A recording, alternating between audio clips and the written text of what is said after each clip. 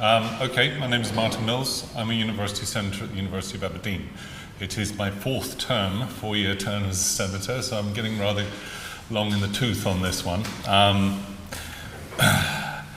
The Reclaim movement emerges from an argument that occurred about 1.5 years ago, which was largely about how to deal with what was perceived to be a constant rain of administrative initiatives that were falling upon us, kind of sort of like a monsoon, and that we seem to have no way of turning around or dealing with or addressing or answering or even rejecting. And on top of issues such as, for example, redundancies and everything on those lines, there was a great debate as to what was to be done. Effectively, the debate occurred that involved two different sides. One was a side that spoke of a grassroots campaign to reclaim the university, which emerged in terms of the Manifesto and in terms of the seminars that were associated with that. The other view was that the core to the issue was to reassert the established constitutional position of core university organs of governance, most specifically Senate, and that Senate constituted the key to the issue of, effectively speaking, proper governance within a university system. I'm an advocate of the second approach because I'm a senator. The issue largely surrounded, and here I speak for myself and my own understanding of the matter because it's been a long year of work. It revolved around an instinct that basically over the last 30-odd years, particularly within the UK, the higher education sector has seen something of a revolution. And that revolution has been a single dynamic with two results. The first result is to effectively take the administrations that once upon a time served the needs of an academic community and move them up to the point where, effectively speaking, they governed the strategic direction of UK universities, and effectively as a consequence of, as it were, being up there, they looked upwards to serve the needs of largely government and economic forces, stakeholders, and so on and so forth. In other words, the needs came from the outside, and those kind of moved down. Most of you will be familiar with that picture, and you'll be familiar with the problems that are associated with it. The most substantial problem with that is a very simple one. None of us can encapsulate the intellectual, academic, and scientific activity of the university within any university within our brains. In fact, no small group can ever do that thing. A university is simply too diverse. A proper university has so many multiple systems of teaching, research, authorship, ethics, all of these kinds of things. They are so varied that no senior management team, effectively speaking, however well-meaning, however hardworking, and however knowledgeable, can encapsulate that. The minute they try to, they will necessarily reduce the object in size. In other words, universities are reduced by this process. Okay, so that's problem number one. It's a classic problem of Popper's open society, as it were. The second is the problem that because they are responding often to external forces, government policies, new initiatives, changes in employment percentages, changes in funding regimes, all of those, many of which change on a sometimes month-by-month basis, there is a tendency to try and make the university change with them. This is like trying to turn a supertanker around in 25 yards. Effectively, what occurs is it breaks in the middle eventually. The strain on the system becomes so large that such a large body as a university, really, they're not that nimble. We're not small and medium-sized enterprises. We're very, very large enterprises. You can turn a small company with about 3 staff round in 10 minutes. That's great. You can be nimble. A university cannot do that. The third problem with the strategic problem, the endeavor to strategically direct universities, is that university academics are professionals devoted to the pursuit of truth. I know that sounds really old-fashioned, but walk in front of any university lecture hall and say to the students, I have no obligation to tell you the truth. And see how long they listen to your lectures. Walk into a research seminar and say, I'm just writing what I think is convenient here and what fits this moment's policies, and see how much people listen to you. Our position in the world as universities comes from that basic commitment of trust, that we as academics have an obligation to truth. Now, the second dynamic is not only that, sort of in a sense, administration moved up to being management, it was that academics, in their own perception, moved down. They became, in their own perception, employees. And in fact, their commitment to truth became slightly lost in this, because when you're committed to something, you're a professional. You profess something.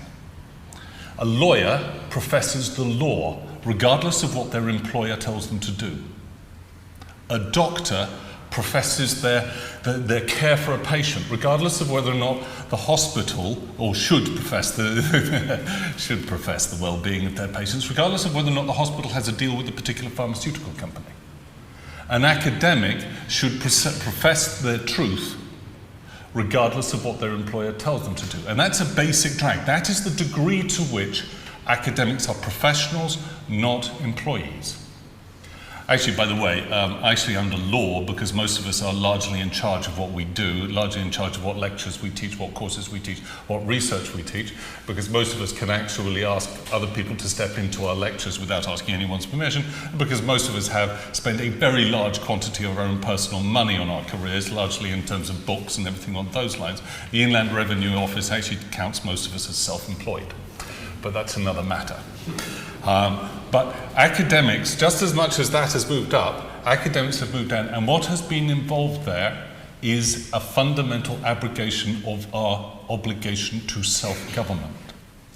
Self-governance is the responsibility that comes with being a professional, just as lawyers are partners in a law firm, okay? And it's necessary because of the degree to which we are not employees. But actually, in many cases, I'm sorry to say this, but this is simply my experience across 4 universities, most academics would rather leave it to someone else.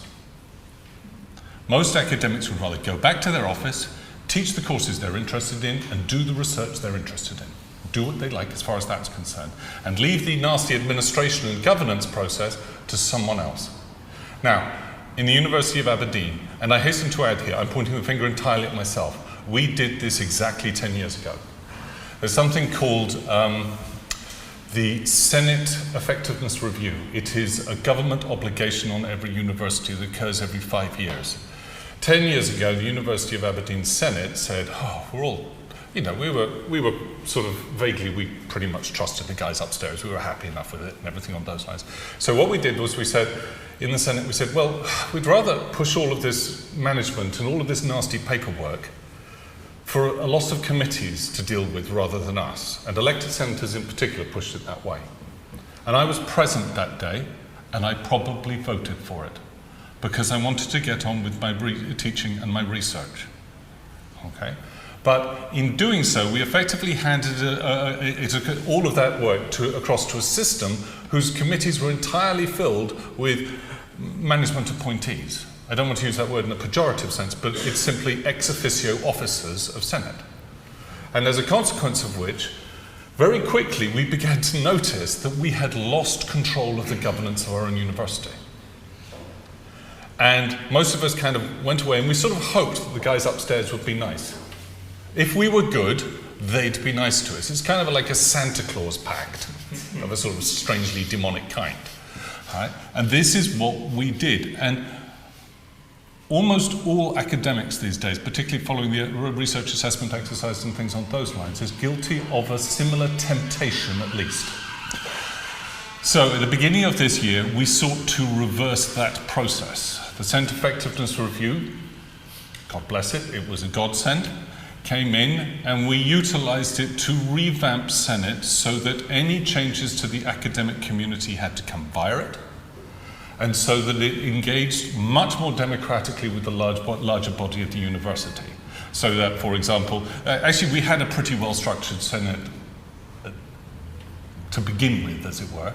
We have 80 elected senators from the various schools with 40 ex officio officers in it. So that's a reasonably good balance, actually. What we sought to do instead was, for example, do things like some very simple things, very small things, which reclaim your capacity to govern. A simple thing was, for example, it used to be that 2 days before Senate, we got the Senate papers. And they'd often be 150 to 200 pages long. We wouldn't have a chance to talk to anyone about them because we'd be busy reading them for 2 days.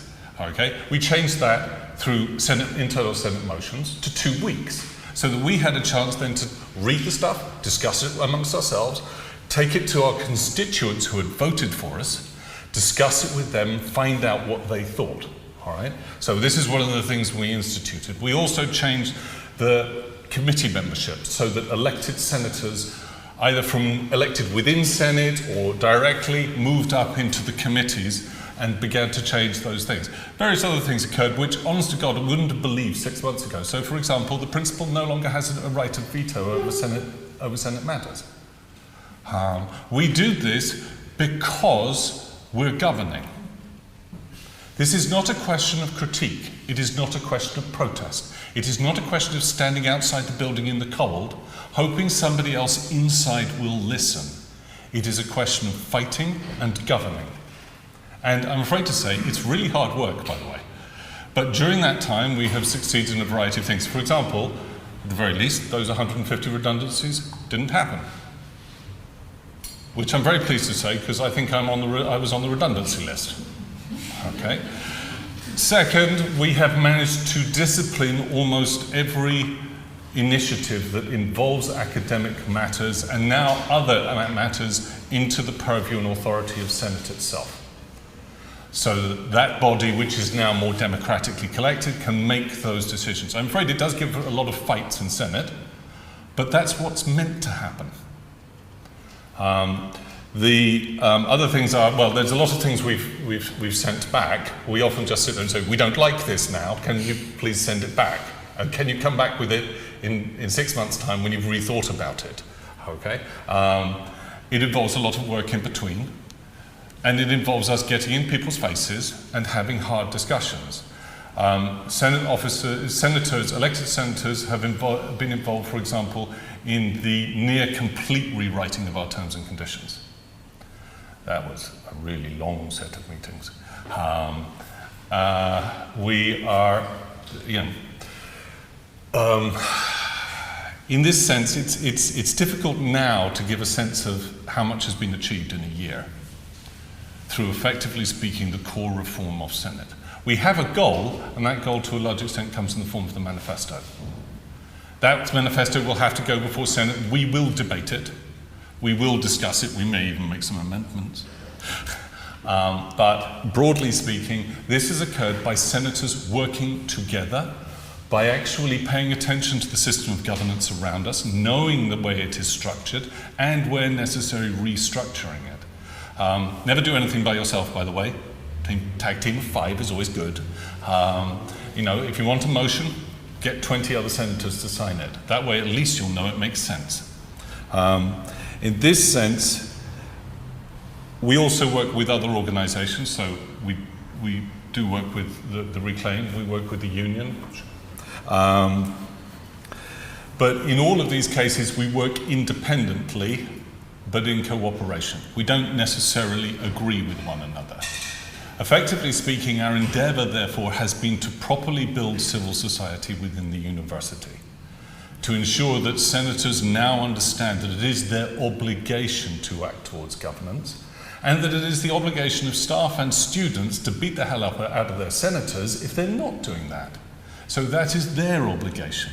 Everyone in this sense has an obligation. We are trying to get to the point where we have a critical mass, where it is an expected culture within the university that you engage.